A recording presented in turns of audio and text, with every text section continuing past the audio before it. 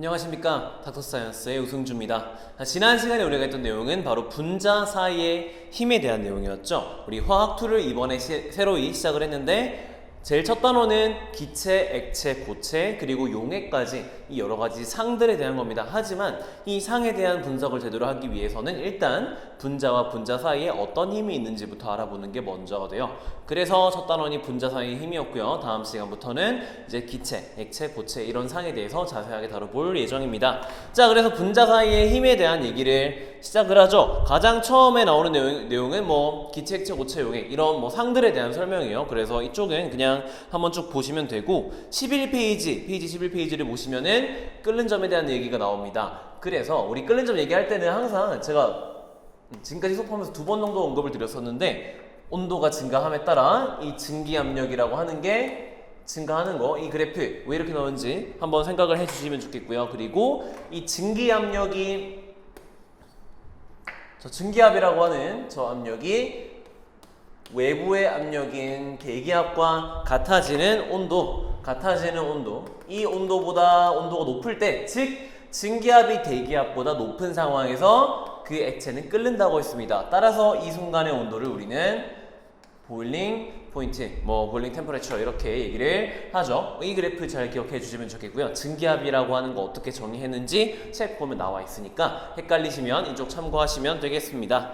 자, 그래서 이런 분자 사이의 힘과 그리고 끓는 점이나 여러 물질 자기들끼리의 상호작용에 대해서 먼저 알아봤다면 이제부터는 실제 힘에 대해 알아볼 겁니다. 첫 번째 힘은 바로 쌍극자 힘 혹은 쌍극자 간 힘이라고 부르는데 여기서는 기본적으로 쌍극자 사이의 힘이기 때문에 쌍극자가 뭔지 알아야겠죠. 이거 화학 1에서 설명을 드렸었습니다. 그러니까 책 잘 확인해 보시고요. 중성의 분자에서 이렇게 한쪽은 플러스, 여기는 플러스, 여기는 마이너스, 전자가 한쪽으로 쏠려서 생기는 이런 걸 쌍극자라고 부르는데요. 이때 이 전화 분리는 뮤라고 하는 값으로 정의를 했었고 얘는 Q 크로스 R, R은 여기와 여기 사이에 거리가 될 겁니다. 그래서 이 뮤 값이 클수록 쌍극자가 더 강한 쌍극자 모멘트가 크다라고 말씀을 드렸죠.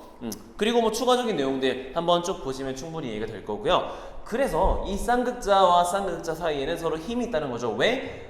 한쪽 끝이 마이너스이기 때문에 여기 또 다른 쌍극자가 이렇게 존재를 한다면 이 친구는 여기가 플러스, 여기가 마이너스겠죠. 따라서 마이너스와 플러스 사이에 정전기적 인력이 존재한다. 그래서 분자가 가득가득 쌓여있는 경우에는 쌍극자와 쌍극자들 사이에 엄청나게 많은 인력과 청력이 존재하게 됩니다. 그 중에서 청력보다는 인력이 더 강하게 작용하도록 얘네들이 배치가 되기 때문에 그렇게 분자 사이에 서로 끌어당기는 힘이 존재한다. 이것이 바로 쌍극자 간 힘이다라고 말씀을 드렸어요. 쭉 보시면 되겠고, 그리고 여기서 하나 추가적으로 나오는 게 바로 쌍극자, 유발 쌍극자 힘이죠. 이건 어떤 거냐? 어떤 쌍극자가 이렇게 하나가 있고 쌍극자가 아닌 놈이 하나가 있었어요. 근데 보시면은 여기가 플러스에 여기가 마이너스이기 때문에 이 중성 분자 중에서 델타 마이너스에 가까운 부분으로 전자가 이동하는 게 아니라 여기로부터 전자가 멀어지겠죠. 전자들은 마이너스를 싫어하기 때문에 오른쪽으로 쏠립니다. 따라서 전자가 쏠린 오른쪽은 다시 마이너스가 되고 왼쪽은 플러스가 되겠죠. 그렇게 마이너스와 플러스 사이에 또다시 인력이 존재하게 된다. 이를 쌍극자, 유발 쌍극자 힘이라고 부르고요. 이 유발 쌍극자에서 나타나는 이러한 전자가 쏠리는 현상을 편극이라고 한다라고 말씀을 드렸죠.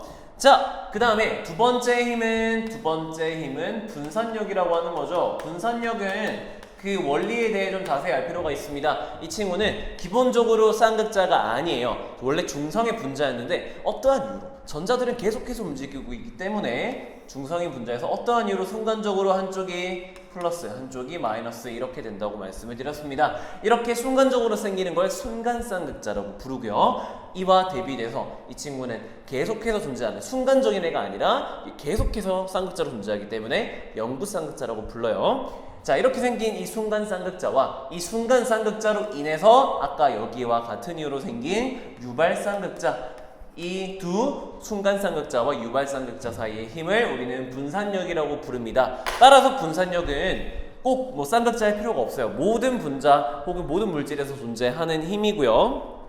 이 친구의 힘은 제일 중요하죠. 이 분산력의 크기는 표면적에 비례합니다. 이 표면적에 따라서 달라져요.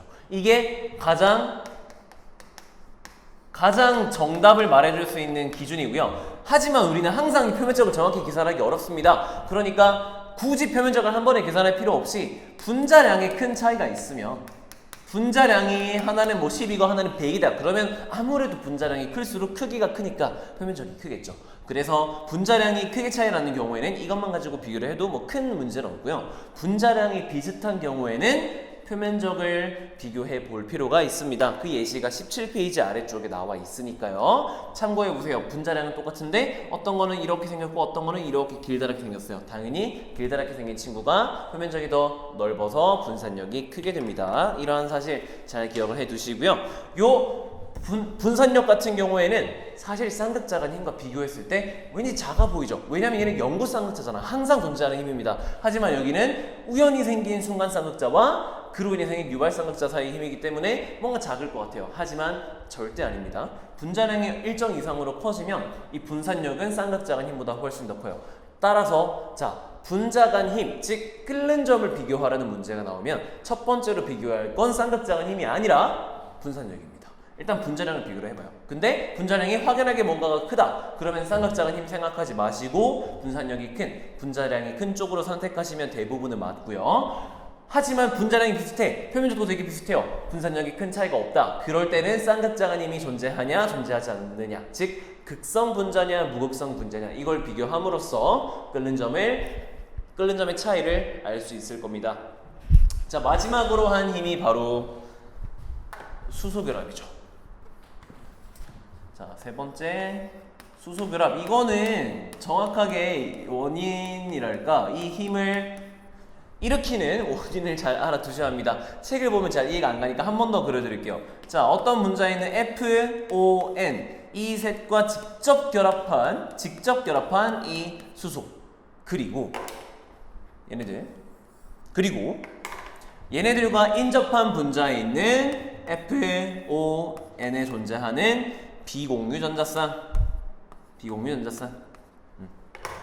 얘네들 이 둘 사이의 인력입니다. 근데 보시면은 H는 보통 전기 음성도가 약해요. FON은 전기 음성도가 셉니다. 즉 전자를 많이 끌어당겨요. 따라서 H 쪽은 상대적으로 되게 큰 플러스를 가질 거고 여기는 FON의 비공유 전자쌍은 상대적으로 큰 마이너스를 가지고 있겠죠. 그래서 뭐 약간 쌍극자간 힘과 비슷하다라고도 할 수 있지만 힘의 크기가 어마어마하게 차이가 나기 때문에 우린 이거를 뭐 본질적으로는 비슷하다 하더라도 다른 힘으로 구분을 한다. 그래서 이 수소결합은 분산력이나 쌍극자간 힘보다 매우 큰 힘입니다. 물론 분자량이 미친 듯이 크면 얘가 얘를 넘어서긴 해요. 하지만 웬만한 경우에는 수소결합이 훨씬 분자 사이의 힘에 있어서는 엄청나게 강한 힘을 가지고 있다라는 거 알아두시면 되겠습니다. 그래서 FH 같은 경우는 FH 자체가 하나의 분자죠. HF. O와 H의 결합을 가지고 있는 친구는 여기는 HF고요. 여기는 물 분자죠. H2O. N과 H 사이에는 NH3가 존재할 겁니다. 그래서 이 세 친구는 끓는 점이 상대적으로 높은 편이다라는 거 알아두시면 되겠습니다. 페이지 20페이지를 보시면 이에 대한 그래프가 쭉 나와 있으니까요. 그래프 해석 잘 해보시면 되겠고 마지막으로 이 수소결합이 우리 생활에 밀접한 관계가 있다기보다 우리의 생존에 밀접한 관계가 있죠. 물과 우리의 유전 정보 이런 여러 가지 분자들의 수소결합이 필수적으로 들어가게 되고 이 수소결합이 없다면 우리 유전 정보도 계속해서 전달될 수가 없고요. 그리고 물 역시도 상온에서 액체로 존재하지 않고 모두 기체로 존재하는 아주 기이한 현상이 발생하게 됩니다. 그래서 우리는 지구에서 살기가 어렵겠죠. 그래서 이러한 수소결합이 있음으로써 우리의 생존에 필요한 여러 가지 분자들이 지금 있는 아주 우리에게 필요한 형태로 존재한다라는 거 알아두시고요. 이 정도까지 하면 분자 사이의 힘이 마무리가 되고 숙제 문제 풀어보시면서 쭉 복습을 해보시고 다음 시간부터는 기체로 들어가 보도록 하겠습니다.